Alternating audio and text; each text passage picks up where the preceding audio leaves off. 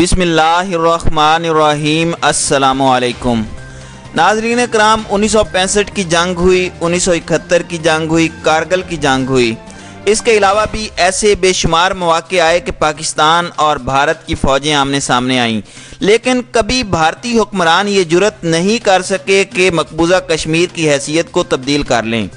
تاہم تاریخ میں پہلی بار نریندر مودی نے احمقانہ انداز میں یہ ہمت کر لی اور بڑی ڈھٹائی کے ساتھ مقبوضہ کشمیر کی آئینی حیثیت کو تبدیل کیا۔ اسی طرح تقسیم ہند کے بعد سے بھارتی حکمران کشمیریوں پر مظالم ڈھا رہے ہیں، لیکن تاریخ میں پہلی بار پوری وادی میں کرفیو لگا کر پورے مقبوضہ کشمیر کو ایک بڑے عقوبت خانے میں تبدیل کیا گیا۔ ناظرین کرام، گزشتہ 72 سالوں کے دوران حکومت پاکستان کی یہ کوشش رہی کہ وہ کشمیر کے مسئلے کو بین الاقوامی افق پر لا کر انٹرنیشنلائز کر دے، جبکہ بھارت اسے دباتا رہا اور دو طرفہ مسئلہ قرار دیتا رہا۔ ماضی قریب میں ہندوستان دو طرفہ مسئلہ ہونے سے بھی انکاری ہو گیا تھا اور وہ اسے بھارت کا اندرونی مسئلہ قرار دینے لگا۔ اب مودی سرکار نے جس ہٹ دھرمی کا مظاہرہ کیا، اس کی وجہ سے مسئلہ کشمیر خود بخود پہلی بار عالمی ایشو بن گیا۔ امریکی اور عالمی میڈیا میں اس کا تذکرہ ہونے لگا اور چین کے ایما پر اسے سلامتی کونسل کے غیر رسمی اجلاس میں زیر بحث لایا گیا۔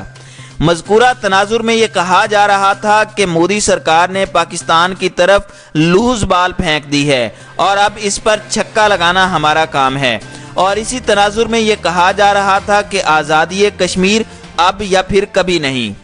ناظرین کرام، لیکن سوال یہ ہے کہ مودی کی اس لوز بال پر پاکستان نے کتنے رنز بنائے؟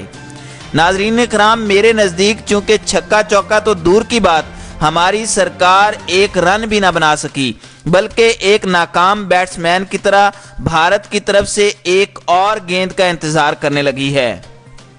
میرے نزدیک بال پر چھکا لگانے کا موقع ضائع کرنے کی سب سے بڑی وجہ اپنے زور بازو پر انحصار کی بجائے امریکہ جیسی قوت کو امپائر سمجھنے اور اس پر بے جا تکیہ تھا۔ وزیر اعظم کے پہلے دورہ امریکہ کے موقع پر واشنگٹن میں سب دہائی دیتے رہے کہ جو کچھ ہو رہا ہے مودی اور ٹرمپ کی باہمی مشاورت سے ہو رہا ہے۔ اس کے لیے بطور ثبوت بہت سارے حقائق سامنے آئے کہ ڈونلڈ ٹرمپ نے کشمیر پر ثالثی کا شوشہ عمران خان کے ساتھ ملاقات کے اختتام پر نہیں بلکہ آغاز پر چھوڑا، جس سے واضح ہوتا ہے کہ ان کے ذہن میں کشمیر سے متعلق کوئی منصوبہ پہلے سے موجود ہے۔ سبھی کہتے رہے کہ امریکہ نے بھارت سے کہہ دیا ہے کہ مغربی سرحد پر افغانستان میں پاکستان کو رول دینے کے بدلے میں مشرقی سرحد پر اسے اکوموڈیٹ کر دیا جائے گا، لیکن تب ڈونلڈ ٹرمپ سے ملاقات کی خوشی اتنی زیادہ تھی کہ ہمارے حکمران آپے سے باہر ہو رہے تھے۔ لیکن ٹرمپ کی ثالثی کے اعلان کے چند روز بعد جب نریندر مودی نے کشمیر کو ضم کرنے کا اعلان کیا تو امریکہ ٹس سے مس نہیں ہوا۔ پھر جب جنرل اسمبلی کے اجلاس کے موقع پر ملاقات میں وزیر اعظم عمران خان نے ان سے کشمیر کے معاملے پر کردار ادا کرنے کی التجا کی تو ڈونلڈ ٹرمپ نے یہ کہہ کر پاکستان کو خاموش رہنے کی نصیحتیں شروع کر دیں کہ ان کا یار مودی نہیں مان رہا۔ چنانچہ امریکہ کے رویے سے مایوس ہو کر ہی عمران خان نے جنرل اسمبلی میں جارحانہ تقریر کی، لیکن تقریر سے کیا ہوتا ہے؟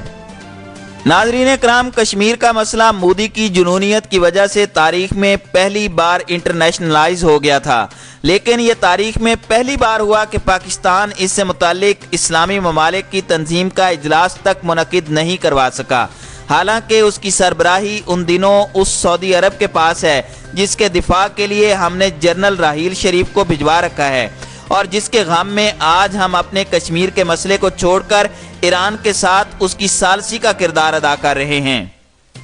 ناظرین کرام، امریکہ کے ساتھ پتنگیں بڑھا کر ہم نے روس کو بھی ناراض کیا اور شاید اس وجہ سے اس کے وزیر خارجہ نے اپنی تقریر میں کشمیر کا ذکر تک نہیں کیا۔ مودی نے کشمیر کو عالمی ایشو بنا دیا تھا، لیکن ہماری خارجہ پالیسی کی ناکامی اس قدر رہی کہ جنرل اسمبلی کے اجلاس میں تمام اسلامی ممالک میں سے صرف 2 ممالک ترکی اور ملیشیا، جبکہ باقی دنیا میں صرف چین کے وزیر خارجہ نے کشمیر کا ذکر کیا۔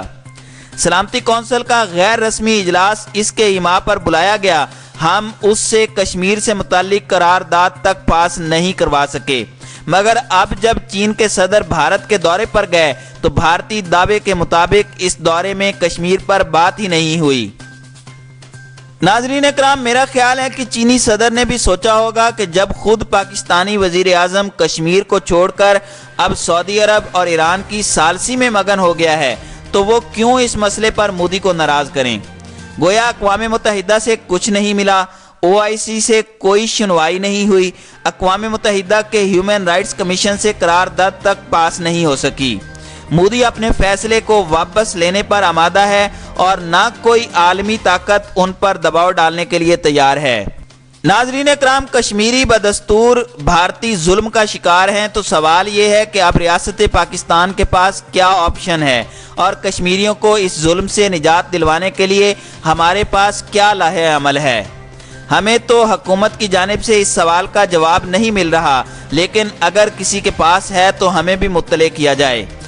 हमें तो लगता है कि इस हवाले से नाकामी के बाद अब वजीर आज़म इमरान खान तवज्जो हटाने के लिए ईरान और सऊदी अरब के माबैन सालसी का ढोंग रचा रहे हैं।